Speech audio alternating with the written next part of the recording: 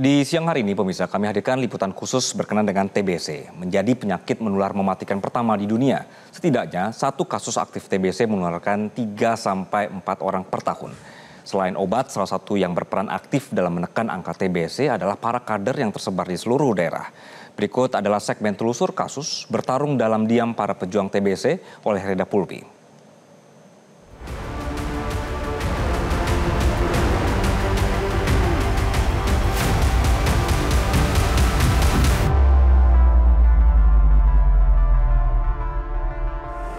Menurut TB Global Report 2024, Indonesia menempati posisi kedua dunia dengan kasus TBC mencapai lebih dari 1 juta kasus. Sementara ada 125.000 kasus kematian karena TBC setiap tahunnya. Sayangnya stigma terhadap orang dengan TBC masih negatif, sehingga ini menjadi sebuah tantangan tersendiri. Lalu bagaimana cara Indonesia untuk mencapai eliminasi TBC pada tahun 2030? Ikuti penelusuran kami. Tuberkulosis atau TBC menjadi penyakit menular mematikan pertama di dunia. Setidaknya satu kasus aktif TBC menularkan 3 hingga 4 orang per tahun, dengan tingkat kematian mencapai 130.000 jiwa dalam 1 tahun. Itu berarti 16 jiwa melayang akibat TBC setiap jamnya. Namun tingkat keberhasilan pengobatan kini mencapai 87%. Salah satu yang berperan aktif dalam menekan angka TBC adalah para kader yang tersebar di sejumlah daerah. Salah satu yang kami temui adalah Ike. Sejak tahun 2013, Ike mengabdikan diri menemani orang dengan TBC atau ODTBC tanpa pamrih. Meski latar belakang pendidikannya adalah guru, Ike mendampingi keluarga hingga ODTBC selama masa pengobatan, termasuk mengedukasi bahwa TBC menular namun bisa disembuhkan dengan pengobatan. Gara-gara depan rumah itu ada yang sakit TBC. Zaman dulu, nah pas saya nyelawat, terus si yang orang meninggal itu kan katanya sakit TBC. Saya belum tahu dia sakit TBC. Nah terus saya nyelawat tuh ada apa tuh dipakein telur dadar di mulutnya. Kayak gitu, kata saya kenapa itu pakai telur? Iya dia kan penyakitnya penyakit menular.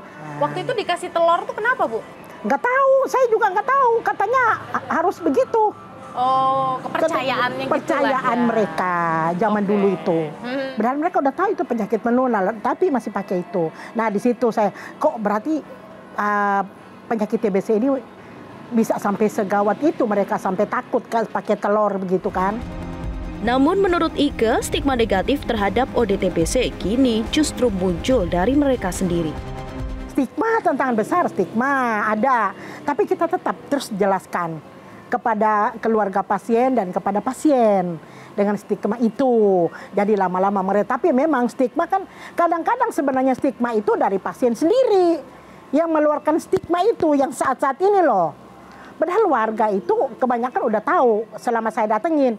Kalau udah mulai, oh iya dia pasien TBC, pasien paru-paru. Tuh, cumanya si pasien sendiri merasa sebenarnya dirinya ini dikucilkan, padahal masyarakat tidak. Bayarannya berapa sih, Bu? Ih kan, bayarannya untungnya kami dari program PPTI yang bayar. Pemerintah nggak ada. Kalau 1 bulan, saya kan koordinator ya, koordinator IT, koordinator untuk Palembang 900. Untuk kehidupan sehari-hari dengan segitu di Jakarta, gimana Ibu? Kurang, ya. Di Jakarta, baru contoh kalau kita ke pasien. Kan ke pasien itu kan ke sana kalau sebenarnya jauh. Mereka kalau nggak bisa buang darah kan besok lagi kita ambil. Kalau sedang nggak besoknya lagi nggak bisa, besoknya lagi kita ambil. Tuh kadang-kadang juga ada pasien kan kalau sebenarnya dia mau ke puskes nggak ada, katanya nggak ada bensin. Ya biar sedikit kita kasih buat beli bensin. Makanya saya maunya tuh pemerintah tolonglah mengerti. Kami ujung tombak loh di lapangan itu kan kader TBC. Beberapa tahun lalu, Ike sempat jatuh sakit. Rahim dan ginjalnya pun harus diangkat demi keselamatannya. Namun itu tak menurunkan niat untuk membantu sesama. 2019 saya pasti selang. Jadi saya tuh ke pasien itu pakai selang. Itu kan Ibu sendiri dalam kondisi maaf sakit ya Bu ya, tidak sehat gitu. Kenapa masih mau? Ya karena pasien itu lebih penting menurut saya dibanding diri saya. Saya tuh memang kayaknya nggak tahu deh tergerak dengan hati sendiri ya untuk pasien TBC, terutama pasien TBC itu kalau saya mendengar pasien TBC itu kayak gimana sih ya, kayaknya hatiku itu kayak tersentuh. Memang udah dari panggilan hati. Usai berbincang, Ika mengajak kami ikut ke rumah salah satu ODTBC tak jauh dari rumahnya. Kasus TBC kian marak di pemukiman padat, apalagi minim cahaya matahari. Mengedukasi keluarga hingga mengajak ODTBC untuk berobat menjadi makanan sehari-hari Ika dan kader lainnya. Rizka didiagnosis TBC sejak Agustus lalu, membuat ia tak bisa bekerja seperti biasa hingga harus mengandalkan sang istri untuk hidup. Ya, saya sementara nggak ada kegiatan karena ya kondisi begini kan. Ya saya jaga juga untuk lingkungan gitu loh. Ya kadang-kadang dari pihak saudara keluarga juga kan saya dibantu. Ya sekedar buat beli beras. Ya istri kan sebetulnya ada juga kegiatan bantu-bantu keluarga gitu. Adiknya kan buka laundry. Kalau bicara cukup ya nggak cukup lah ya. Tapi alhamdulillah kita nikmatin aja gitu. Meski sempat was-was, Rizka merasa terbantu dengan hadirnya kader seperti Ika. Ya iyalah, karena kan penyakit itu kan sebuah penyakit yang dibilang gimana ya, yang mengerikan juga gitu loh. Ya saya pasrah aja gitu karena memang udah terkontaminasi gitu. Yang penting saya berobat untuk kebaikan gitu. Terbantu nggak Pak dengan adanya kader? Terbantu sekali. Ya konsultasi, nanya perkembangannya, obatnya gimana, diminum rajin nggak.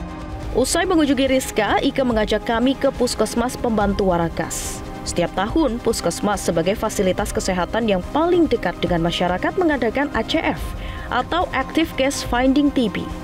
Pemeriksaan terhadap orang terdampak TBC yang merupakan keluarga dan orang yang berkontak langsung dengan ODTBC. Kami melakukan undangan dan waktu biasanya pasien kan rutin kontrol ya. Nah pas dia rutin kontrol, kami infokan kalau ada kegiatan untuk ronsen ya pemeriksaan paru. Biasanya dari kegiatan ini pernah ditemukan ternyata ada keluarga yang juga kena nggak? Sebenarnya lumayan banyak ya. Jadi pas di ronsen itu ketahuannya ternyata nggak cuma TBC aja, bahkan ada penyakit-penyakit yang lain. Sekitar kadang lebih dari 10%. Biasa kita bantu kalau jarak jauh kita koordinasi dengan kelurahan untuk mungkin transportnya ya, untuk dibantu diantarin pakai motor ke sini. Ada beberapa juga yang jemput bola. Kalau kita lihat pemirsa dari tahun 2020 hingga 2023, angka kasus TBC di Indonesia terus meningkat. Tentu ini menjadi tantangan tersendiri bagi pemerintah dalam mencapai eliminasi TBC 2030. Kemudian kalau kita lihat lagi dari mana pendanaan TBC di Indonesia, ternyata sebagian besar ini masih dari Global Fund, kemudian APBN, APBD, dan sedikit dari partner-partner lainnya. Nah sebenarnya orang dengan TBC-RO atau resisten obat mendapatkan enabler atau bantuan dari pemerintah sebesar Rp600.000. Namun turun menjadi Rp400.000 dan disebut-sebut angka ini hanya bertahan sampai 2026. Lalu bagaimana setelah 2026? Kalau berdasarkan kebijakan yang baru di 1 Juli 2025, pemberian enabler ini atau dana transport buat pasien TBC ini turun ya. Emang tadi dikatakan sama Pul 600 ke 400 per pasien per bulan. Nah, pengurangan tersebut terjadi karena enabler ini masih didukung oleh dana donor yang saat ini juga mengalami pengurangan. Dukungan enabler dari dana donor tersebut masih berjalan sampai 2026. Dan setelah itu pemerintah Indonesia diharapkan mampu membayarkan enabler secara mandiri. Nah, tentu pembahasan itu akan berlanjut dong. Kita jalanin dulu 2026, kemudian sementara itu tetap pembahasan berlanjut supaya Indonesia diharapkan mampu bayar enabler itu secara mandiri nantinya. Widiawati menambahkan, Kemenkes memberikan dana kepada tiap daerah untuk program eliminasi TBC. Dikatakan nggak ada juga nggak bisa kan, itu tergantung dari si Pemda itu. Apakah dia memberikan itu dalam bentuk itu kan ditaruh di institusinya kan, di puskesmasnya atau di posyandunya. Nah nanti itu diatur oleh si yang di posyandunya. Pokoknya itu adalah si pemerintah daerah. Dia akan memberikan bantuan dalam bentuk apa, akan memberikan insentif dalam bentuk apa. Kita kan targetnya ke depannya adalah menyehatkan seluruh masyarakat Indonesia.